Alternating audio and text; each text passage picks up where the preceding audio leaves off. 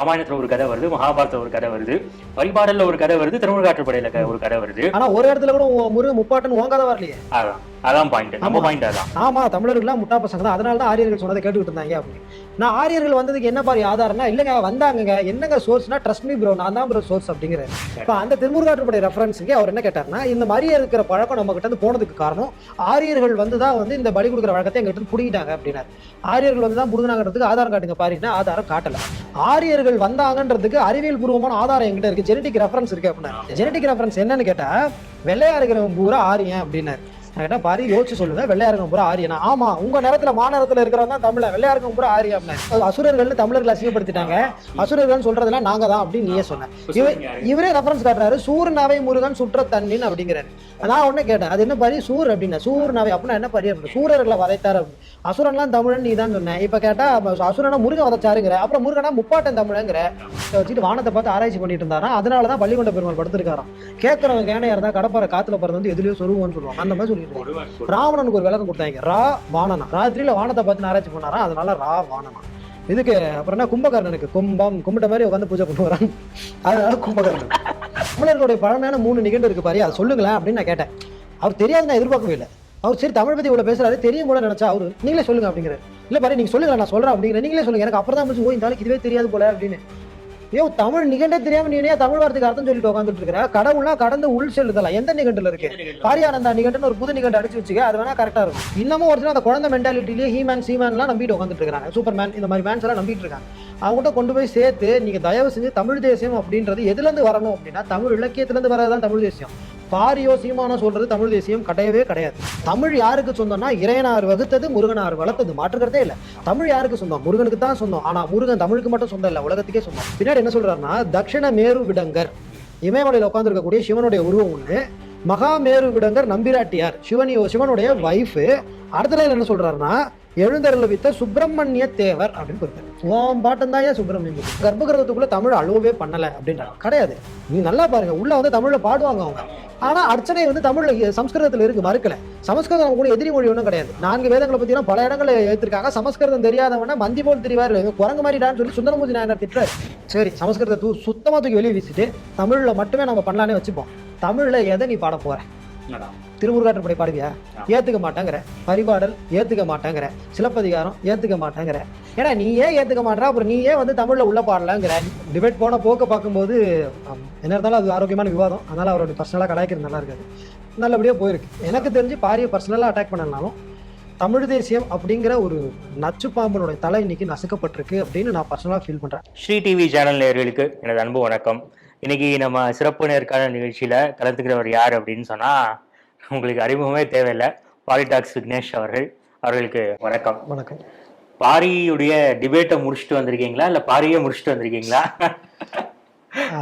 Debate போன போக்க பார்க்கும்போது என்ன இருந்தாலும் அது ஆரோக்கியமான விவாதம். அதனால அவருடைய பர்சனலா கலாய்க்கிறது நல்லா இருக்காது, நல்லபடியா போயிருக்கு. எனக்கு தெரிஞ்சு பாரிய பர்சனலா அட்டாக் பண்ணனாலும் தமிழ் தேசியம் அப்படிங்கிற ஒரு நச்சு பாம்பனுடைய தலை இன்னைக்கு நசுக்கப்பட்டிருக்கு அப்படின்னு நான் பர்சனலா ஃபீல் பண்றேன். நசுக்குனது நான் இல்லை, எனக்கு பின்னாடி இருந்த முருகவேல். முருகன் தான் பாயிண்ட்ஸ் எடுத்து கொடுத்துருக்காரு. பாயிண்ட் எடுத்து கொடுத்தது முருகன் தான். சந்தோஷம். நானும் விவாதத்துல இருந்தனால இப்போ ஃபர்ஸ்ட் என்ன விஷயம்னா, நம்ம நிறைய ஆதாரங்கள் எடுத்து கொடுத்துட்டே தான் இருந்தோம். ஃபார் எக்ஸாம்பிள் திருமுருகாற்றுப்படை பரிபாடல்ல இருந்து முருகன் எங்கே பிறந்தார், முருகனுடைய தந்தை யார் அப்படிங்கிறதெல்லாம் நம்ம சொன்னோம். இவர் வந்து என்ன சொல்றாருன்னா, திரும்ப வந்து அதெல்லாம் பிற்காலம் அப்படின்னு சொல்றாரு. அப்ப எதனா ஏத்துப்பாராம்? அவங்க வந்து அவங்களுக்கு தெரியாது, குமரிக்கண்டத்துல சுவாமி பாரியானந்த அடிகளார் அப்படின்னு ஒரு பழமையான புலவர் இருந்தார். அந்த புலவர் வந்து இப்ப மறுபடியும் குமரிக்கண்டத்தில் இருந்த தன்னுடைய நினைவுகளை எல்லாத்தையும் எடுத்துக்கிட்டு இப்ப மறுபடியும் ஜனனம் எடுத்திருக்கிறார். அவர் சொல்றதுதான் தமிழ் சமூகத்தினுடைய அடையாளம். மற்றபடி அவங்க கூட வேற எந்த இலக்கிய நம்பக்கூடாது. பரிபாடல் நம்பவே கூடாது, பாப்பா எழுதுனது. அது சரி, கடைசியில நீங்க கிண்டலா சொன்னாலும் அவர் அதான் சொன்னாருங்க. ஆமா, சிலப்பதிகார ரெஃபரன்ஸ் காட்டணும், அதுவும் பிற்காலம்ட்டாரு. அவரே என்ன சொன்னாரு, நான் என்னுடைய வீடியோல வந்து மணிமேகலையில நான் ரெஃபரன்ஸ் காட்டினேன். ஆனா மணிமேகலை வந்து மணிமடை பவளத்துல எழுதிட்டாங்க அப்படின்னு. என்னன்னா சமஸ்கிருதம் கலந்து எழுதிட்டாங்க, இவர் ஏத்துக்க மாட்டாங்க. சாரி, மணிப்பிரவாளத்துல எழுதினாங்க, சமஸ்கிருதம் கலந்து எழுதிட்டாங்க, நான் ஏத்துக்க மாட்டேன் அப்படின்னாரு. அப்ப சொல்லும்போது என்ன சொன்னாருன்னா, சிலப்பதிகாரம் தான் தூய தமிழர் காப்பியம், அதுக்கப்புறம் வரக்கூடிய மணிமேகலை எல்லாம் வந்து தூய தமிழர் காப்பியம் கிடையாது, ஆரிய கலப்பு இருக்கு அப்படின்னாரு. நான் என்ன பண்ணேன், சிலப்பதிகாரத்துலேருந்து ரெஃபரன்ஸ் எடுத்து காட்டினேன். சிலப்பதிகாரத்திலே அறிமுக செவ்வேள்னு போட்டிருக்கு, நீங்கள் என்ன சொல்கிறீங்கன்னு கேட்டால், அது இப்படிதான் போனார் அவர். அந்த மாதிரி தான் என்னமோ கடைசியில் சமாளிச்சுட்டு போனார். அதான் தனக்கு என்ன வேணுமோ அதை மட்டும் எடுத்துப்பாரு. கடைசியில் அதுவும் பிற்காலத்தில் வந்ததுன்னு போயிட்டாரு. அப்ப எதை தான் ஆதாரமா எடுத்துக்கிறது? அதான் சொன்னேன், சுவாமி பாரியானந்தா சொல்றாரு. அதான் இப்போ நம்ம திருமுருகாற்றுப்படை காட்டணும், பரிபாடல் காட்டணும். சரி, இதெல்லாம் வந்து அவர் என்ன சொல்றாருன்னா, அவர் ஒரு விஷயத்த நம்ம லாக் பண்ண பார்த்தார். அதனால ராமாயணத்துல ஒரு கதை வருது, மகாபாரதத்துல ஒரு கதை வருது, பரிபாடல்ல ஒரு கதை வருது, திருமுருகாற்றுப்படையில ஒரு கதை வருது. ஆனா ஒரு இடத்துல கூட முருக முப்பாட்டுன்னு உன் கதை வரலையே. அதான் பாயிண்ட், நம்ம பாயிண்ட் அதான். கரெக்ட். இப்போ அதையே நம்ம வாதத்துக்கு எடுத்துக்கிட்டோம்னா சரி, ஓகே, இவ்வளவு புராணங்கள்லாம் இருக்கு, ஓகே, அதெல்லாம் நம்ம அக்செப்ட் பண்ணிக்கிறோம். இப்ப இதை பிற்காலம் இதுல வந்து இதை தவிர்த்து வேற நூல்கள்ல வந்து முருகன் வந்து சிவனுக்கு பிறந்தாருன்னு சொல்லி ஆதாரம் இருக்கா அப்படிங்கிற ஒரு கேள்வி வந்து லாக் பண்றாரு. பல பேர் இதை கேட்டிருக்காங்க. ஆக்சுவலி பாரு இந்த டிபேட்குள்ள வரமாட்டாருன்னு நான் நினைச்சேன். இந்த பிற்காலம் இந்த சங்க இலக்கியத்திலே இந்த லேட்டர் செக்ஸ் அப்படிங்கிற மாதிரி வரமாட்டாருன்னு நினைச்சேன். பட் அவரும் அதே பாயிண்ட்டுக்கு வந்துட்டார். இது என்ன அப்படின்னா, ஈவேரா, திராவிட தந்தை ஈவேரா, அவர் என்ன சொல்றாரு, ஆரியக்கலப்பற்ற இலக்கியம்னு தமிழனுக்கு ஒண்ணுமே கிடையாதுன்னு ஒண்ணு சொல்லிட்டாரு.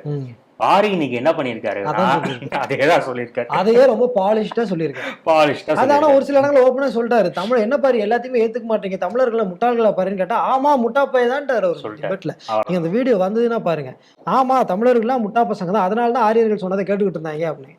நான் ஆரியர்கள் வந்ததுக்கு என்ன பாரு ஆதாரம்னா, இல்லைங்க வந்தாங்கங்க, என்னங்க சோர்ஸ்னா ட்ரஸ்ட் மீ ப்ரோ, நான் தான் ப்ரோ சோர்ஸ் அப்படிங்கிறாரு. இல்ல என்ன ஒரு பியூட்டினா, சரி பரிபாடல் திருமுருகாற்றுப்படை ஏத்துக்க மாட்டீங்க, அப்போ முற்கால சங்க இலக்கியங்கள்ல இருந்து முருகனுடைய தந்தை யாரு நீங்க தானே நிரூபிக்கணும்.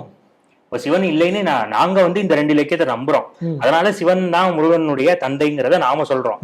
நீங்க ஏத்துக்காதவங்க மத்த இலக்கியங்கள்ல இருந்து முருகனுடைய தந்தை யாருங்கிறத சொல்லணும்ல, தாய் யாருங்கிறத சொல்லணும்ல. இப்ப கொற்றவை சிறுவங்கிற ஒரு டேக் மட்டும் எடுத்து போடுறாரு, தனுஷ் அதை போட்டிருந்தாரு, அதுவுமே திருமுருகாற்றுப்படை தான் வருது. இவங்களே தான் சொல்றாங்க திருமுருகாற்றுப்படை பிற்காலத்துல வந்து ஏத்துக்க மாட்டோம்னு. ஆனா பாருங்க, கொற்றவை சிறுவன் போட்டிருக்கு, எதிரடா போட்டிருக்கு, திருமுருகாற்றுப்படையில தான் போட்டிருக்கு. ஆமா, அதுல 2 வரைக்கும் மேல இருக்கிறத பார்க்க மாட்டான். ஆழ்கிழு கடவுள் புதல்வ அப்படின்னு போட்டிருக்கு, மலைமகள் மகனேன்னு போட்டிருக்கு, பழையோல் குழவின்னு போட்டிருக்கு. ஆமா, இது எதையுமே ஏத்துக்க மாட்டேன். அதுல கொற்றவை சிறுவன் மட்டும் தூக்கிட்டு பாத்தியா போட்டிருக்கே, அதுக்கு மேல 4 லைன் சிவனுடைய புள்ளன் தாண்டா போட்டிருக்கு, கீழே பார்வதி மகன் போட்டிருக்கா, ஏத்துக்க மாட்டேன். ஒருவேளை இப்படி இருக்குமோ, அதாவது மேல எழுதுனது வந்து வேற புலவர் ஒரு நக்கீரர், கீழே எழுதுனது வந்து வேற ஒரு நக்கீரர், அந்த மாதிரி இருக்கலாம். ஆமா, பூர்வகுடி பாரியானந்தா எழுதுனாரு, அந்த மாதிரி இருக்கலாம் போல. இன்னொரு ஒரு வேடிக்கை என்னன்னா, கடைசி முடிக்கும் போது அவர் என்ன சொல்றாரு, முருகன் வந்து ஒரு முப்பாட்டன்னு சொல்லிட்டாரு. எங்க இந்த சோர்ஸ் நம்ம திரும்ப திரும்ப திரும்ப நீங்க கேட்டுக்கிட்டே தான் இருந்தீங்க. அவர் என்ன சொல்றாரு, சோர்ஸே கிடையாதுன்னு ஒத்துக்கிட்டாரு. சங்க இது வந்து தோல்வியை ஒத்துக்கிட்ட மாதிரி தானே. ஏன்னா சங்க இது வரைக்கும் நீங்க என்ன சொன்னீங்க, சங்க இலக்கியத்துல இருக்கும் முற்கால சங்க இலக்கியம் என்னமோ உருட்டுனீங்க. கடைசி எந்த சங்க இலக்கியத்திலுமே முருகன் முப்பாட்டன் இல்லைன்னு போட்டிருக்கேன், அதுக்கு என்ன சொல்றீங்க அப்படின்னு சொன்னா எங்களுடைய நம்பிக்கை அப்படிங்கிற. ஆமா, நேற்று வரைக்கும் நாங்க நம்பிக்கை நாம சொல்லிட்டு இருந்தோம். அந்த நம்பிக்கையை நம்ம சொல்லும் போது அவர் எவ்வளவு லாஜிக்கா கேட்டாரு, எவ்வளவு லாஜிக்கா ஆலமர் செல்வன்னு நீ சங்க இலக்கியத்துல ரெஃபரன்ஸ் காட்டுறியே, இமயமலையில போய் ஆலமரம் எல்லாம் இருக்குமா, இப்ப மட்டும் எங்கடா முப்பாட்ட நம்பிக்கைன்னு வருது, நம்பிக்கையில வருது. இப்போ எங்க நம்பிக்கையை நீங்க லாஜிக்கலா கேள்வி கேட்கலாம். அப்படி பார்த்தாலும் எங்க நம்பிக்கைக்கு ஒரு ரெஃபரன்ஸ் இருக்கு, திருமுருகாற்றுப்படை பரிபாடல்ங்கிற ஒரு ரெஃபரன்ஸை நாங்க வச்சிருக்கோம். அந்த நம்பிக்கையுமே வந்து நேத்து வந்த நம்பிக்கை கிடையாது. அட்லீஸ்ட் இவங்க சொல்ற 1500 1800 இயர்ஸ் இருக்கிற நம்பிக்கை உங்ககிட்ட அப்படி என்ன? அதுவே என்ன பொறுத்த வரைக்கும் கம்மி, அதுவும் மேல எடுத்துட்டு போகும். ஆமா, என்ன பொறுத்த தமிழ் இலக்கியங்கள்லாம் பார்க்கும்போது இந்த 1000 வருஷம் 2000 வருஷம் மாதிரிலாம் தெரியல. நீங்க ஆழ்ந்து படிச்சீங்கன்னா அதோட இலக்கிய செறிவு எனக்கு தெரிஞ்சு 2000 3000 வருடங்களுக்கும் மேல இருக்கு. ஓகே, இவங்க சொல்ற டேட்டே எடுத்துக்கிட்டாலும் நம்ம அதுவும் வந்து குறைஞ்சது கிடையாது. 1000 வருஷம் இருந்தாலும் அதுவும் பழசுதான், 500 வருஷம் பழைய திருப்புகளும் பழசுதான். சோ நம்ம நம்பிக்கையை மட்டும் கேள்வி கேட்கிறவரு அவருடைய நம்பிக்கையை கேள்வி கேட்டா ஏன் வந்து பதில் சொல்ல மாட்டேங்கிறாரு. சோ இன்னொரு வேடிக்கையை பார்த்தேன். அவர் என்ன சொல்றாரு, இந்த முருகனுக்கு வந்து இந்த இது பண்ணிட்டு இருந்தோம், நாங்க வந்து கிடா வெட்டி ரத்த படையல் பண்ணிட்டு இருந்தோம், அதை வந்து பிராமணர்கள் நிறுத்திட்டாங்கன்னு சொல்றாரு. இதுவே ஒரு மிகப்பெரிய காமெடி. இதுக்கு நீங்க ஆதாரம் கேட்டீங்க, கடைசி வரைக்கும் அவர் சொல்லவே இல்லை. பல பிராமணர்கள் நான் ஆதாரம் கொடுத்தேன்.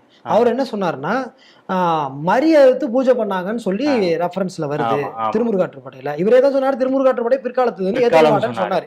ஆனா திருமுருகாற்றுப்படை ரெஃபரன்ஸே காட்டினார். சரியா? இப்ப அந்த திருமுருகாற்றுப்படை ரெஃபரன்ஸுக்கு அவர் என்ன கேட்டாருன்னா, இந்த மரியா இருக்கிற பழக்கம் நம்ம கிட்ட இருந்து போனதுக்கு காரணம் ஆரியர்கள் வந்துதான் வந்து இந்த பலி கொடுக்குற வழக்கத்தை எங்க கிட்ட இருந்து புடுங்கிட்டாங்க அப்படின்னாரு. ஆரியர்கள் வந்துதான் புடுங்கினாங்கிறதுக்கு ஆதாரம் காட்டுங்க பாருன்னா ஆதாரம் காட்டல. அவர் உடனே என்கிட்ட ரொம்ப லாஜிக்கா என்ன கேள்வி கேட்டாருன்னா, அப்ப இந்த வழக்கம் ஏன் இன்னைக்கு இல்ல, நீங்க அதுக்கு பதில் சொல்லுங்க அப்படின்னாரு. ஏன் இல்லைன்றத வள்ளுவர்கிட்ட போய் கேளு. புலால் உண்ணாதன் வள்ளுவர் தான் சொன்னார். சாபமே விடுறாரு சிவவாக்கியர், நீ போய் உங்க சாமிக்கு பலி கொடுத்தீங்கன்னா உங்க குடும்பமே நாசமா போயிடும்னு பலி கொடுக்குறாரு. சாரி, சாபம் விடுறாரு அவரு. அப்போ தமிழர்கள் என்ன பண்றாங்க, ஒரு காலத்துல ஆடு அறுத்துக்கிட்டு இருந்தாங்க, பிற்காலத்தில் வந்து நம்மளுடைய சான்றோர்கள் என்ன சொல்றாங்க, பலி கொடுக்காத உயிர் கொள்ளாமை வேணும்னு வள்ளுவர், சிவவாக்கியர், வள்ளலார் இவங்கெல்லாம் சொல்றாங்க. அதனால அதுல இருந்து நம்ம சிவிலைஸ் ஆகி வெளியே வரும், அவ்வளவுதான். இதை வந்து ஆரியர்கள் கொண்டு வந்து தான் அதை புடுங்கிட்டாங்க அப்படின்றது. நீயே தான் என்ன சொல்ற, வேதங்கள்ல ஆரியர்கள்ல அசைவம் சாப்பிட்டாங்க, அப்புறம் நான் அசைவம் சாப்பிட விடாம பண்ணதும் ஆரியர்கள் தாங்கிற. இன்னொரு வேடிக்கை இப்ப அடைச்சுடணுமா உடைச்சுடணுமா ரெண்டுல ஒண்ணு சொல்லு, அதுதான் அந்த வீடு அந்த கேள்வி. இன்னொரு பியூட்டி என்னன்னா, இன்னைக்குமே பல பிராமணர்கள்ட்ட வடக்குல எல்லாம் வந்து அசைவம் சாப்பிட்ற வழக்கம் எல்லாம் இருக்கு. இதெல்லாம் விட அவர் சொல்ற பாயிண்ட்டுக்கே வருவோம். இப்ப திருமுருகாற்றுப்படையில வந்து மறி அறுத்த செய்தி வருது. அதே திருமுருகாற்றுப்படையில அந்தணர்கள் வந்து காலையில வந்து டெய்லி குளிச்சு முருகனுக்கு வந்து ஏரகம் அப்படின்னு ஒரு படை வீட்டுல முருகனை கும்பிட்டதாக, வேத மந்திரம் சொல்லி கும்பிட்டதாக வருது. அப்ப இந்த பிராமணர்கள் ஏன் இதை வந்து தடுக்கல? அந்த கேள்வி வருது இல்லையா? இது ஒரு லாஜிக்கல் கொஸ்டின், இதுக்கு பதில் இல்ல. ஆமா, அதே மாதிரி திருமுருகாற்றுப்படையில அந்தனர் வேள்வி ஓர்க்குமே ஒரு முகம்னு வரும். அறுமுகத்துல ஒரு முகம் வந்து அந்தனருடைய வேள்வி கரெக்டா நடக்கான்னு சூப்பர்வைஸ் பண்றதுன்னு எழுதியிருக்காங்க. ஒரு பக்கம் ஆடு அறுத்துருக்காங்க, நாம அறுக்கல. அட் சேம் டைம் மறுபக்கம் இதுவும் இருந்திருக்குது. பின்னாடி சிவிலைஸ் ஆகி வரும்போது பலி கொடுக்குற வழக்கத்துல நம்ம வெளியே வந்தோம். இவ்வளவுதான் மேட்டர். அடுத்து ஒரு பாயிண்ட் வச்சாரு பாருங்க, அதாவது வந்து கந்தர்வ கோட்டை சமஸ்தானமே ஆடி போச்சுங்கிற மாதிரி முருகன் வந்து முக்தி அடைஞ்சாரு அல்லது இறந்து போனாரு அப்படிங்கிற மாதிரி ஒரு கதை சொன்னாரு. சொன்னதோட மட்டும் இல்லாம அது தைப்பூசத்தன்னைக்கு நடந்ததுங்கிறாரு. வள்ளலாருக்கு என்ன நடந்ததோ அதுதான் முருகனுக்கு நடந்தது அப்படின்னு சொல்றாரு. வள்ளலாருடைய வழியை தான் முருகன் ஃபாலோ பண்ணாரு, அதாவது வள்ளலார் ஃபாலோ பண்ணாரு அப்படின்னு சொல்றாரு. என்ன வேடிக்கைன்னா, வள்ளலாருடைய அந்த முக்தி அடைஞ்ச இடத்துல என்ன எழுதி போட்டுருவாங்கன்னா, புலால் அப்புறம் வந்து கொலை, மருத்துவர்கள் மட்டும்தான் உள்ளேயே போகணும்னு சொல்றாரு. அப்போ முருகன் வந்து வள்ளலாருக்கு முன்னோடா இருந்தா அவருக்கு வந்து ரத்த வலி எதுக்குன்னு கேட்கலாம். லாஜிக்கல் பாயிண்ட் தானே அது? லாஜிக்கான பாயிண்ட். இது கேள்வி கேளுங்க உடனே நீங்க ஒரு சங்கி அப்படிம்பாங்க, இல்ல நீங்க ஆரிய அடிமைம்பாங்க. இன்னொரு இடத்துல ஒரு லாக் ஆனர் நீங்க நல்லா கவனிச்சிருப்பீங்க. ஆரியர்கள் வந்தாங்கன்றதுக்கு அறிவியல் பூர்வமான ஆதாரம் என்கிட்ட இருக்கு, ஜெனட்டிக் ரெஃபரன்ஸ் இருக்கு அப்படின்னா. ஜெனட்டிக் ரெஃபரன்ஸ் என்னன்னு கேட்டா, வெள்ளையா இருக்கிறவன் பூரா ஆரியன் அப்படின்னாரு. நான் கேட்டேன், பாரி யோசிச்சு சொல்லுங்க, வெள்ளையாருங்க பூரா ஆரியனா? ஆமா, உங்க நேரத்துல மாநேரத்துல இருக்கிறவன் தான் தமிழ, வெள்ளையாருங்க பூரா ஆரியா அப்படின்னாரு. யோசிச்சுக்கங்க பாரி. அடுத்துதான் என்ன சொன்னாரு, குண்டி கொடுத்தான்னு ஒரு வழக்கு இருக்கு தெரியுமா, ரொம்ப சீப்பா பேசினார். அதுக்கு அவர் என்ன வழக்கம் கொடுக்குறாருன்னா, தமிழ் பெண்கள்லாம் வந்து ஆரியர்களோட கலந்துட்டாங்களாம், அதனால வெள்ளையா இருக்கிற குழந்தைங்க தமிழ்நாட்டுல பிறந்ததுன்னு அவர் சொன்னார். நான் உடனே கேட்டேன், பாரி அந்த மாதிரி பிறந்த குழந்தைங்க தான் வெள்ளையா இருக்கா பாரி அப்படின்னு கேட்டேன். புரிஞ்சிருக்கும்னு நினைக்கிறேன். அந்த ஆளு வெள்ளையா தாங்க இருக்காரு. அந்த ஆளு சொல்ல வெள்ளையா இருக்க குழந்தை பூரா ஆரியம் கூட கலப்பு வச்சுக்கிட்டு தான் வெள்ளையா குழந்தை பிறந்துன்னு சொல்லிட்டு இருக்காரு. நீயே வெள்ளையாதாயா இருக்கிற, நீ மறந்துட்டு பேசிட்டு இருக்கன்ற மாதிரி எனக்கு வந்தது. எவ்வளவு, அதாவது நம்ம பர்சனல் அட்டாக் பண்ணக்கூடாதுன்னு நினைக்கிறோம், பட் அவங்க வந்து ஒரு குறிப்பிட்ட ஜாதியை வந்து எப்படியோ வில்லனா காட்டிடணும் அப்படின்னு திரும்ப மொழி வெறி, ஜாதி வெறி, பாப்பான். நான் மறுபடியும் சொல்றது, ஒரு பிரீஸ்ட் கம்யூனிட்டி இது. இதை வந்து நீங்க வெளியில இருந்து வந்ததெல்லாம் நீங்க சொல்ல முடியாது. இப்ப நீங்களே கரெக்டா தான் இருக்கீங்க. நீங்க என்ன ஆரியன், பியூர் ஆரியன். ஆமா, அதனால பிராமின் அப்படின்றது ஒரு பிரீஸ்ட் கம்யூனிட்டி, ஓகேவா? அதை வந்து நீங்க வெளியில இருந்து வந்தவன் சொல்லணும் அப்படின்னா சொல்லுங்க, வேண்டான்னு சொல்லல, ஆதாரத்தை காட்டுங்க. அது இல்லாம வாய்க்கு என்ன சொல்றது, வட்ட வட்ட பாறையில வாயில வந்ததை கொட்டை இல்லைன்னு கொட்டக்கூடாது. அதான். சோ மொத்த டிபேட்லயும் ஆனா ஒரு விஷயத்த அவர் ஒத்துக்கிட்டாரு, டோட்டலா சங்க இலக்கியத்துல எங்கேயுமே முருகன் முப்பாட்டன் இல்லை, முருகன் முப்பாட்டன் ஆதாரமே இல்லைன்னு ஒத்துக்கிட்டாரு. சோ கிட்டத்தட்ட தமிழ் தேசியர்கள் ரொம்ப காலமா வச்சிருந்த ஒரு வாதத்தை வந்து அவரே மறுத்துட்டாரு. சோ இப்ப நீங்க சொன்ன மாதிரி சில தமிழ் தேசியர்களே அவர் மேல கோவத்துல இருப்பாங்கன்னு நினைக்கிறேன். ஆல்ரெடி ஆரம்பிச்சிட்டாங்க, தெரியாதா இவனுக்கு பேச தெரியாது, தமிழ் தேசியவாதிகள் இவனுக்கு முட்டு கொடுக்க வேண்டாம்னு ட்விட்டர்ல போட ஆரம்பிச்சிட்டாங்க. அது சரி. இல்ல என்னன்னா, சில தமிழ் தேசிய நண்பர்கள் என்கிட்ட பர்சனலா என்ன சொன்னாங்க அப்படின்னா, எங்களுக்கு வந்து தமிழ் தேசியம் சொன்னாலே அது வந்து எனக்கு முப்பாட்டன் கோஷ்டி அப்படின்னு நீங்க நினைக்காதீங்க, கடவுளை நம்பக்கூடியவர்களும் நாங்க இருக்கோம் அப்படிங்கிற மாதிரியான ஒரு பாயிண்ட் வச்சாங்க. அது மாதிரி ஒரு தரப்பு இருக்கு போல. ஒரு தரப்பு இருக்கு, நான் அசைவங்க ஆனா முட்டை சாப்பிடுவேன், அந்த கணக்கு இதெல்லாம். ஆமா, ஆக்சுவலி என்னன்னா, அப்படி ஒரு தரப்பு இருந்ததுன்னா இந்த தரப்பு தான் முன்னணியில நின்று சண்டை போட்டிருக்கிறோம் இல்லையா? முப்பாட்டன்னு சொல்ற தமிழர்களுக்கு கடவுளே இல்லைன்னு சொல்லி ஒரு வாதத்தை வைக்கிறாரு. அப்போ நான் என்ன கேக்குறேன், தமிழ்ல நீங்க என்ன சொல்றீங்க, தமிழர்கள் மதம் இந்து மதம் கிடையாதுன்னு சொல்லிட்டு சைவம் வைணவம்னு சொல்றீங்களா? சைவத்துல உலகை படைத்த முழு முதல் தெய்வங்கிற கான்செப்ட் சிவன் இருக்கு, வைணவத்துல உலகை படைத்த முழு முதல் தெய்வம் விஷ்ணுன்னு இருக்கு. அப்போ சைவர்களும் வைணவர்களும் தமிழர்கள் கிடையாதுன்னு சொல்றீங்களா? அதான பாயிண்ட்.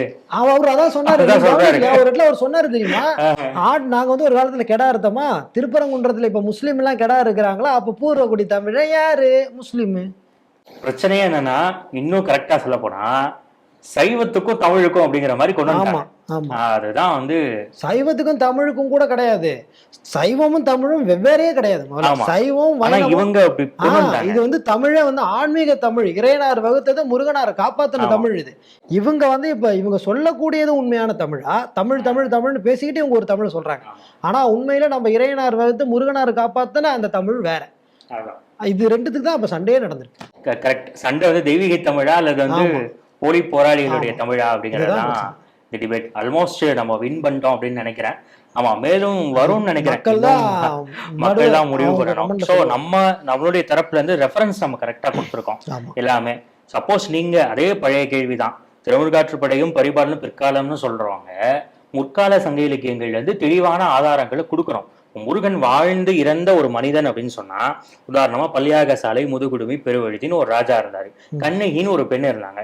இவங்க எங்கே வந்து பிறந்தாங்க, அதாவது குறைந்தபட்ச வரலாற்று செய்திகள் இருக்கு, அவங்க இந்த இடத்துல போர் பண்ணாங்கிறதெல்லாம் இருக்கு. இப்போ இந்த முருகன் முப்பாட்டன்னு சொன்னா, போர் பண்ணாருன்னு சொன்னா யாரோட போர் பண்ணாரு, அந்த கேள்விக்கு பதில் சொல்லுங்க. நீ தான் சொன்ன சூரன்லாம் அசுரர்கள்னு தமிழர்கள் அசிங்கப்படுத்திட்டாங்க, அசுரர்கள் சொல்றதெல்லாம் நாங்க தான் அப்படின்னு நீயே சொன்ன. இவரே ரெஃபரன்ஸ் காட்டுறாரு, சூரனாவே முருகன் சுற்ற தண்ணின்னு அப்படிங்கிறாரு. நான் ஒண்ணு கேட்டேன், அது என்ன பாரி சூர் அப்படின்னா, சூரனாவே அப்படின்னா என்ன பாரி அப்படின்னு, சூரர்களை வதைத்தாரு அப்படின்னு. அசுரன்லாம் தமிழன் நீ தான் சொன்ன. இப்ப கேட்டா அசுரனா முருகன் வதைச்சாருங்கிற, அப்புறம் முருகனா முப்பாட்டன் தமிழங்கிற. இது என்ன, எப்படி சொந்தக்காரனே கொண்டுட்டாரா அப்படிதானே வருது. அப்படிதான். ஆனா இவங்க என்ன சொன்னாங்க, ஒரு தடவை இமயம் வரைக்கும் தமிழ் தான் பரவி இருந்ததுன்னு சொன்னாங்க. முருகன் வந்து சண்டைக்கு போனாருன்னு சொல்றாங்க. முருகன் யாரோட சண்டைக்கு போனாரு? இவருடைய முப்பாட்டன் கான்செப்டை ஏத்துக்கிட்டோம் அப்படின்னா முருகன் தமிழர்களுக்கு எதிராகவே சண்டை போட்டாரா? அந்த மாதிரி அப்படிதான் வரும். சோ திஸ் எவ்வளவு லாஜிக்கல் பிளாஸ் இருக்கு பாருங்க இதுல. அதே போல ரொம்ப தெளிவா சைவ சமயம் அப்படிங்கிறது முருகன் வந்து சிவனுடைய அம்சம், சிவனுடைய பிள்ளைங்கிறத நம்புது. இது அகைன்ஸ்டா யாரு பேசினாலும் they are speaking against Saiva religion. First point. Second, Muruga பக்தர்களையும் சிவபக்தரையும் அவமதிக்கிறார்கள். நாம ஏதாவது ஒண்ணு பேசிட்டோம்னா உடனே தமிழ் அவமதிச்சான்னு சொல்றோம். இப்ப சைவ மதத்தையும் முருக பக்தர்களையும் சிவபக்தரையும் அவமதிச்சிட்டாங்கிறத ஏன் ஏத்துக்க மாட்டேங்கிறாங்க? இது ஒரு பாயிண்ட்.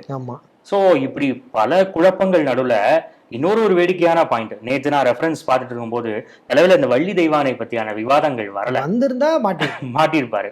ஏன்னா நீங்க திருமுருகாற்றுப்படையும் பரிபாடலையும் மட்டும்தான் வள்ளி குறப்பெண்கிற செய்தியே வருது. ஆமா, ரொம்ப தெளிவா. அதுக்கு முன்னாடி நற்றினையில ஒரு குறிப்பு தான் வருதே தவிர சிலப்பதிகாரத்துல ஒண்ணு வருது. ஆமா, சிலப்பதிகாரத்தான் பிற்காலம் சொல்லிட்டாரு, ஆரியர்கள் வந்து கலப்ப பண்ணிட்டாங்க அப்படிங்கறனால அதெல்லாம் ஒதுக்கி வச்சிருவோம். இப்ப இவங்க சொல்லக்கூடிய இந்த தூய ஆரியர்களுடைய கைப்பட்டு மாசுபடாத அந்த சுத்தமான தமிழ் இலக்கியத்துல வள்ளி குறப்பெண் எங்க சொல்லியிருக்கு? ஆமா,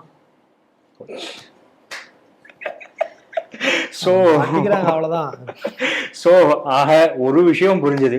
மொத்த டிபேட்ல எனக்கு தெரிஞ்சது என்ன அப்படின்னா, தமிழர்களாகிய நாம் என்ன பண்ணணும் அவங்க எதிர்பார்க்கறாங்க அப்படின்னா, தமிழ் இலக்கியங்கள் பூரா வந்து போட்டு குப்பையில போட்டுட்டு அவருடைய காலடியில போய் உட்கார்ந்து குருவே சரணம், நீங்க வந்து நீங்க சொன்ன போது தமிழ்ல சொல்லணும், அடிகளை பணிகிறோம் அப்படின்னு சொல்லுங்க. அந்த மாதிரி வந்து அடிகளை பணிஞ்சு நீங்க சொன்ன மாதிரி குமரி கண்டத்திலிருந்து அவர் வந்துக்கலாம். நம்மளுடைய அஞ்ஞான கண்களுக்கு தெரியாம, அவர் முன் ஜென்மத்துல குமரி கண்டத்துல வாழ்ந்தாரு, நம்முடைய அஞ்ஞான கண்களுக்கு அது தெரியல. அதனால அவர்கிட்ட போய் உட்கார்ந்தோம் அப்படின்னா அவர் வந்து முருகன் யாரு, அவர் யாரு, இவர் யாரு எல்லாமே வந்து அவர் சொல்லுவார். அதே போல திருமாலுக்கு வேற ஒரு கதை சொல்றாங்க, அவர் வந்து வானத்தை பார்த்துட்டு, ஐயோ அந்த கதை சொன்னாங்களே, திருமால் வந்து இப்படி கையை காதுகிட்ட வச்சுட்டு வானத்தை பார்த்து ஆராய்ச்சி பண்ணிட்டு இருந்தாராம். அதனாலதான் பள்ளிகொண்ட பெருமாள் படுத்திருக்காராம். கேட்கறவங்க கேனையா இருந்தா கடப்பாறை காத்துல பிறந்து வந்து எதுலயோ சொருவோன்னு சொல்லுவாங்க. அந்த மாதிரி சொல்லிட்டு இருக்காங்க. ராவணனுக்கு ஒரு விளக்கம் கொடுத்தாங்க, ரா வானனா, ராத்திரியில வானத்தை பார்த்து ஆராய்ச்சி பண்ணாராம், அதனால ரா வானனா. இதுக்கு அப்புறம் என்ன, கும்பகர்ணனுக்கு கும்பிட்ட மாதிரி உட்காந்து பூஜை பண்ணுவாரான், அதனால கும்பகர்ணன்.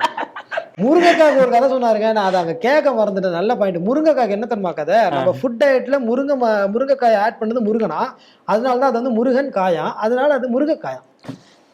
எப்படி ரெஃபரன்ஸ் இருக்குதா? இதெல்லாம் வந்து தமிழ்னு சொல்லி நாம நம்பணும். நாம தமிழ் இலக்கியம் காட்டினா அதெல்லாம் ஆரியர்கள் திணிச்சதுன்னு நம்பணும்.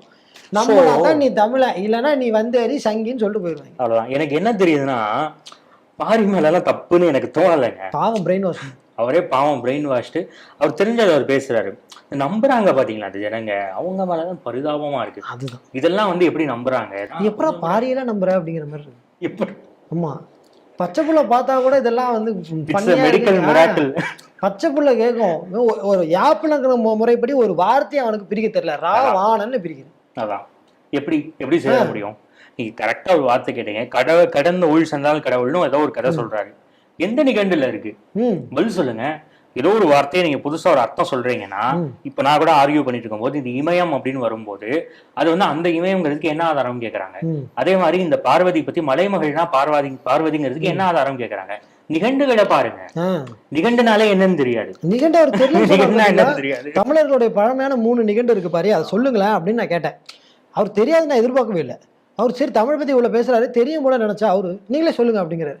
இல்லை பாரு நீங்க சொல்லுங்க, நான் சொல்றேன் அப்படிங்கிற, நீங்களே சொல்லுங்க. எனக்கு அப்புறம் தான் புரிஞ்சு, ஓ இந்த ஆளுக்கு இதுவே தெரியாது போல அப்படின்னு. தமிழ் நிகண்டே தெரியாம நீ என்ன தமிழ் வார்த்தைக்கு அர்த்தம் சொல்லிட்டு உட்காந்துட்டு இருக்கிற? கடவுள்லாம் கடந்து உள் செல்லுதெல்லாம் எந்த நிகண்டுல இருக்கு? பாரியானந்தா நிகண்டுன்னு ஒரு புது நிகண்டு அடிச்சு வச்சுக்க, அது வேணா கரெக்டா இருக்கும். எதுக்குமே ஆதாரம் கிடையாது. எதுக்குமே ஆதாரம் கிடையாது. ரஷ்மி ப்ரோ தான் நாங்க சொன்ன கதைகளை வந்து நாங்க அப்படியே நம்பணும், அவ்வளவுதான். இல்லைன்னா நீ சங்கி. ஸோ முடிவா என்ன சொல்லணும்னா, மக்கள் தான் முடிவு பண்ணணும் எதை நம்புறது. நக்கீரரை நம்பணுமா, பரிபாடல் புலவர்களை நம்பணுமா, சங்ககால புலவர்களை, அருணகிரிநாதரை, நாயன்மார்கள் அழகா பாடியிருக்காங்களே. மயிலூர்தி தாதை அப்படின்னு பாடுறாங்க. மயிலை ஊர்பவன் யாரு? முருகன். அவருடைய தாதைன்னு சிவனா பாடுறாங்க. அப்போ அகைன்ஸ்ட் ரிலீஜன் இது வந்து கிட்டத்தட்ட பிளாஸ்பமின்னு சொல்லலாம். இதெல்லாம் அது ஆய்வு பண்ணலாம், அது வேற விஷயம். பல ஆய்வு கருத்துக்கள் இருக்கு. நான் கூட சில புஸ்தகங்கள் படிக்கும் போது வடக்குலையும் இதே மாதிரிலாம் சொல்றாங்க. முருகன் வந்து ஒரு தனி டெய்ட்டியா இருந்து பின்னாடி சிவனோட இணைக்கப்பட்டார் அப்படிங்கிற மாதிரிலாம் சில ஆய்வாளர்கள் எழுதியிருக்காங்க. ஆய்வு கருத்துங்கிறது வேற ஒரு தளத்துல நடக்கக்கூடியது. அங்க உணர்ச்சிகளுக்கு இடமே இல்லை, நம்பிக்கைகளுக்கு இடமே இல்லை. ஆனால் அந்த ஆய்வை கருத்தை கொண்டு வந்து இங்கே பாலிடிக்ஸ் பண்றது, இங்கே ரிலீஜியஸ் சென்டிமெண்டலை ஹர்ட் பண்றது வந்து நிச்சயமாக ஏற்றுக்கொள்ளப்பட வேண்டிய விஷயம் அல்ல. இதை நிச்சயமாக மக்கள் புறக்கணிப்பார்கள் அப்படிங்கிறது வந்து இந்த டிபேட் மூலமா தெரிகிறோம். தமிழ் மக்கள் எல்லார்ட்டையும் இந்த டிபேட் வெளியே வந்ததுக்கு அப்புறம் இந்த டிபேட் லிங்கை தயவு செஞ்சு தமிழ் தேசியவாதிகள்கிட்ட கொண்டு போய் சேருங்க. அவங்க பிரெயின் வாஷ்டாகவும் இந்த பாரி சீமன் சின்ன வயசுல நம்ம ஹீமேன் நம்புவோம், சூப்பர்மேன் நம்புவோம், அப்புறம் கொஞ்சம் வளர்ந்ததுக்கு அப்புறம் சீமேனை நம்புவோம். அதுக்கப்புறம் நம்ம கடந்து வந்துடணும். இன்னமும் ஒரு சில அந்த குழந்தை மென்டாலிட்டிலேயே ஹீமேன் சீமேன்லாம் நம்பிட்டு உட்காந்துட்டு இருக்காங்க. சூப்பர்மேன் இந்த மாதிரி மேன்ஸ் எல்லாம் நம்பிட்டு இருக்காங்க. அவங்ககிட்ட கொண்டு போய் சேர்த்து நீங்க தயவு செஞ்சு தமிழ் தேசியம் அப்படின்றது எதுலேருந்து வரணும் அப்படின்னா, தமிழ் இலக்கியத்திலேருந்து வர்றதுதான் தமிழ் தேசியம். பாரியோ சீமானோ சொல்றது தமிழ் தேசியம் கிடையவே கிடையாது. அதனால நான் என்ன கேட்குறேன், பாரி தமிழ் கடவுள் இவ்வளோ சொல்றாருல்ல, பாரி வந்து கையில் திருநீர் எடுத்து வந்த வினையும் வருகின்ற வல்வினையும் கந்தனென்று சொல்ல கலங்கிடுமேன்னு சொல்லி நெத்தியில திருநீர் பூசாதவன் எவனும் தமிழனே கிடையாதுன்னு பாரி சொல்லுவாரா? தமிழ் கடவுள் தானப்பா, பூச சொல்ல மாட்டேன்ல. அப்போ முருகனை கும்பிடுறது யாரு? ஹிந்து. ஆனா முருகன் யாரு? ஹிந்து கடவுள் இல்ல. என்ன இருக்கு?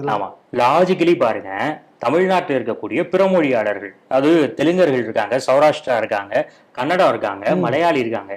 இவங்கெல்லாம் ஹிந்துஸா இருக்கிறவங்க, ஹிந்துஸா தான் மெஜாரிட்டி இருக்காங்க. அவங்கெல்லாம் முருகனை கும்பிடுறாங்க. ஆனால் தமிழர்களாக இருக்கக்கூடிய முஸ்லீம்களோ கிறிஸ்தவர்களோ கும்பிடல. நம்ம வந்து அவங்களை கம்பல் பண்ணல, அது வேற விஷயம். அவங்க மத சுதந்திரம் அவங்க எதையோ பண்ணிட்டு போட்டோம். அப்ப இவர் எப்படி நீங்க தமிழ் கடவுள்னு சொல்ல முடியும்? சோ தமிழ் கடவுள் அப்படின்னு சொன்னா தமிழ் கடவுள்ங்கிற டேர்ம் தப்பு இல்ல. ஏன்னா அருணகிரிநாதர் பாடுறாரு. நிச்சயமா நான் அதுல என்னோட தெளிவு என்ன அப்படின்னா, நம்ம வந்து அதை மறுக்கவும் இல்ல. தமிழ் வந்து முருகனுக்கு சொந்தம், முருகன் தமிழுக்கு மட்டும் சொந்தம் கிடையாது. இதுல தெளிவா இருக்கணும். தமிழ் யாருக்கு சொந்தம்னா, இறையனார் வகுத்தது, முருகனார் வளர்த்தது, மாற்றுக்கிறதே இல்ல. தமிழ் யாருக்கு சொந்தம்? முருகனுக்கு தான் சொந்தம். ஆனா முருகன் தமிழுக்கு மட்டும் சொந்தம் இல்ல, உலகத்துக்கே சொந்தம்.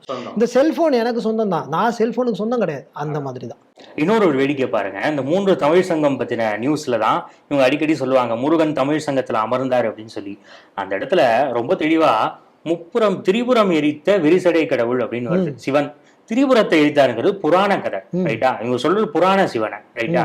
அடுத்தது வந்து என்ன சொல்றாங்க, முருகனை பத்தி சொல்லும் போது குன்றெறிந்த குமரவேல், குன்றெறிந்த முருகவேல். எந்த குன்ற? கிரௌஞ்சகிரி. அந்த கதை எங்க இருக்கு? மகாபாரதத்துல இருக்கு.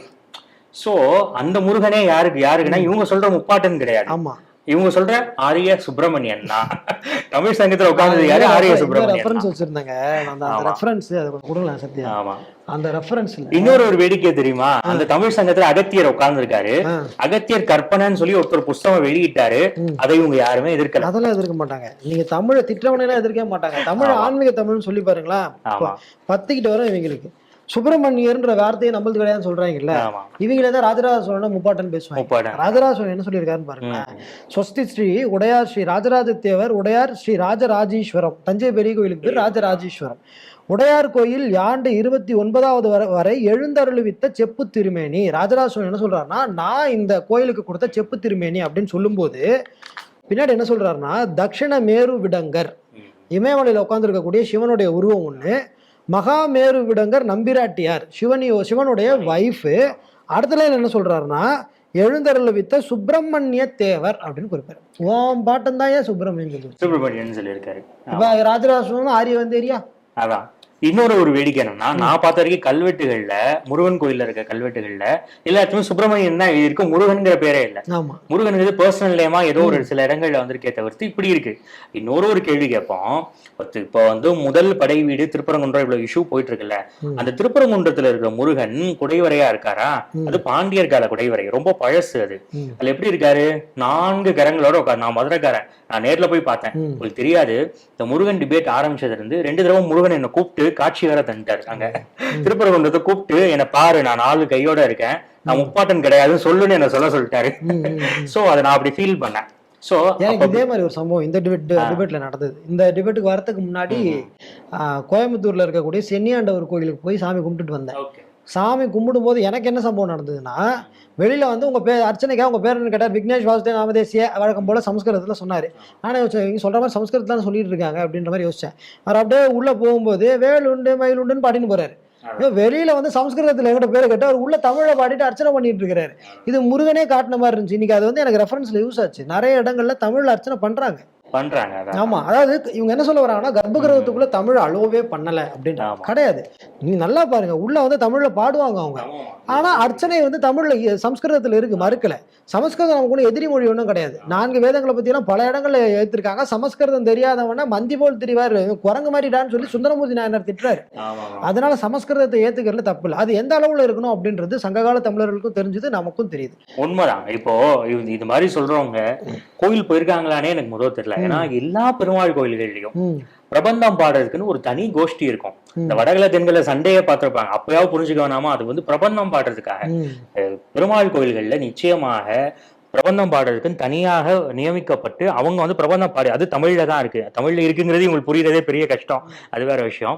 உள்ள இருக்கக்கூடிய அந்த பட்டரும் வைணவ பட்டர் என்ன பண்ணுவாருன்னா, கட்டாயமா திருப்பாவையில ஏதோ 2 பாசுரம், அதே மாதிரி திவ்ய பிரபந்தத்துல 2 பாசுரம் சொல்லுவாரு. அவங்களுக்கு எதுவுமே என்னன்னா, கிரியைக்குரிய மொழி சமஸ்கிருதம், மந்திரங்கள் உச்சாதனங்கள் சொல்றதுக்கான மொழி சமஸ்கிருதம், வழிபாட்டுக்குரிய மொழியாக தமிழ் இருக்கு. இது இன்னைக்கும் இருக்கு. வைணவர்கள்ல தமிழர் அல்லாத வைணவர்களிடம் கூட, தமிழ்நாட்டுல வைணவர்களுடைய பெர்சன்டேஜ் எடுத்துட்டோம்னா பெரிய பெர்சன்டேஜ் தமிழர் அல்லாத வைணவர்கள் நிறைய பேர் இருக்காங்க. அவங்க வீட்லயும் பிரபந்தம் தான் பாடிட்டு இருக்காங்க, தமிழை தான் பாடிட்டு இருக்காங்க. அப்போ இது எவ்வளவு பெரிய விக்டரி.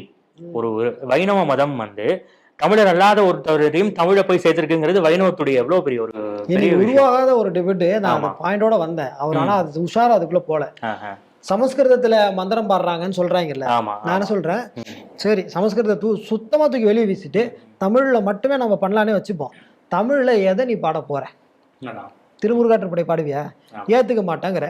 பரிபாடல் ஏத்துக்க மாட்டேங்கிற. சிலப்பதிகாரம் ஏத்துக்க மாட்டேங்கிற. ஏன்னா நீ ஏன் ஏத்துக்க மாட்டா, அப்புறம் நீ ஏன் வந்து தமிழ்ல உள்ள பாடலங்கிற. அவன் உள்ள பாடுறது இருக்கட்டும், நீ முதல்ல வெளியே எழுதுவாருங்க. முப்பாட்டனே போற்றி, லெமூரியா கண்டத்து மன்னனே போற்றி, லெஜெண்டே போற்றின்னு எழுதுவார் அவர். லெமூரியா கண்டத்தின் லெஜெண்டே போற்றி எல்லாம் எழுதுவாரு நீங்க அவரை பத்தி. ஆமா, சோ இவங்க நாளைக்கு போற்றி எழுதுவாங்க, அதை நம்ம பாடணும். நம்ம புலவர்கள் எழுதின அப்புறம் தூக்கி குப்பையில போட்டோம். இதை விட தமிழின விரோதம் என்னங்க இருக்க முடியும்? அது தமிழின விரோதின்னு சொல்றாங்கல்ல. தமிழ் புலவர்களை ஏத்துக்க மாட்டாங்க, தமிழ் மன்னர்களை ஏத்துக்க மாட்டாங்க, அவங்களுடைய கல்வெட்டை ஏத்துக்க மாட்டாங்க, செப்பேடை ஏத்துக்க. இதை தாங்க ஏத்துப்பீங்க. அப்ப நீங்க தானே தமிழின விரோதி, நாங்க எப்படி தமிழின விரோதி ஆக முடியும்? சோ ரொம்ப நகைச்சுவையா பல விஷயங்கள் நடந்தது. ஆமா, எனிவே இதை உணர்ந்தா சரி, மக்கள் அதை உணரணுங்கிறது தான் நம்மளுடைய பாயிண்ட். புரிஞ்சுக்கிறதுக்காக தான் இதுல வீகன். இதுக்கு முன்னாடி இவர் ரொம்ப ஓவர் கான்ஃபிடன்ஸ்ல வந்து இங்க முட்டி அடி வாங்கினதுக்கு பெரிய காரணம் என்னன்னா, இந்த வீகன் அரவிந்த்னு ஒருத்தர் இருக்கார். அவரு பாவம் ஒரு வீகன். அவருக்கு தமிழே முழுசா தெரியாது, பாவம் இங்கிலீஷ்ல பேசுறவர். அவரு கூட டிபேட் வைக்கிறேன்ற பேர்ல அவரை கூட்டு உட்கார வச்சு இவர் இஷ்டத்துக்கு இப்போ நம்மள ட்விஸ்ட் பண்ண மாதிரியே ட்விஸ்ட் பண்ணாரு அவரு, நம்மள மாதிரி அவர் உஷாரா இல்லாமல் போயிட்டார். அரவிந்த் உஷாரா இல்லாமல் இவர் ட்விஸ்ட் பண்ணதுக்கெல்லாம் பதில் சொல்ல போயிட்டார். அதனால என்ன ஆயிடுச்சுன்னா கடைசியில் அரவிந்த் கொஞ்சம் டவுன் ஆன மாதிரி இவர் ஜெயிச்சிட்ட மாதிரியும் ஒரு பிம்பத்தை கட்டமைச்சு இவர் ஒரு பெரிய பிஆர் டீம் ஒன்று வச்சிருக்கிறார். அந்த டீம் கிட்ட கொடுத்து பாய்ந்தடித்த பாரி, பிறண்டு அடித்த பாரின்னு ஃபயர் விட்டு ஓடிய அரவிந்த், பம்பிய அரவிந்த் அப்படின்னு இவனுக்குள்ளேயே தம்ப்நெயில் வச்சுக்கிட்டு ஃபயரை விட்டுட்டு பாவம் அந்த பையனை போட்டு அடின்னு அடிச்சிட்டானுங்க. தோத்தது ஆக்சுவலாக என்ன பொறுத்த வரைக்கும் பாரி. அதில் அந்த டிபேட்டை பார்த்தீங்கன்னா பாரி சம்மந்தமே இல்லாமல் பேசிட்டு இருப்பாரு. அவரும் லிட்ரலா, ஆமா அப்படிதான் பாரு, நீங்க லிட்ரலா உளறீங்க பாருன்னு அந்த பையன் சொல்லுவான். இவர் நான் உளரலாம் இல்லை அடிச்சு உளறிக்கிட்டே இருப்பார் அவர். ஸோ அந்த மாதிரி ஆச்சு. அப்புறம் என்னாச்சு, இதை ஏன்னா தமிழ்ல ஆடியன்ஸ் அவர் கிடையாது, அப்போ இங்கிலீஷில் வீடியோ போடுற மாதிரி அவன் உடனே என்ன பண்ணிட்டான், நான் என்னோட இங்கிலீஷ் ஆடியன்ஸுக்காக இந்த வீடியோ போடணும்னு சொல்லிட்டு இங்கிலீஷில் டப் பண்ணி இங்கிலீஷில் போட்ட உடனே எங்க உண்மை வெளியே வந்துடும்ன்ற பயத்தில் அந்த அரவிந்தோடைய வீடியோ மாஸ் ரிப்போர்ட்டிங் அடிச்சு அந்த சேனலையே வந்து படுக்க வச்சிட்டேன். அடக்கொடுமையே. இது வந்து இந்த பாரி செஞ்ச வேலை. பட் இதுக்கு ரெஃபரன்ஸ் கிடையாது, நம்மகிட்ட ஆதாரம் கிடையாது. அதனால டிஸ்க்ளைமர் எப்பயே போட்டு இதுக்கு ஆதாரம் நம்மகிட்ட கிடையாது. ஆனால் அரவிந்தனுடைய அவர் என்ன சொல்கிறாருன்னா, நான் யூஎஸில் வேலை பார்க்கக்கூடிய ஒருத்தரை வச்சு நான் பர்சனலாக கேட்டுச்சு மாஸ் ரிப்போர்ட்டிங் வந்து என் சேனலில் பண்ணி தான் அவனுங்க பண்ணியிருக்கிறானுங்க. அதுவும் எப்படின்னா, நான் வந்து இது நிறைய டிபேட் போயிருக்கேன். எல்லா டிபேட்லேயுமே எனக்கு வந்து ஒரு மில்லியன்ஸ் ஆஃப் ரீச் போங்க, 3000-4000 கமெண்ட் வரும்.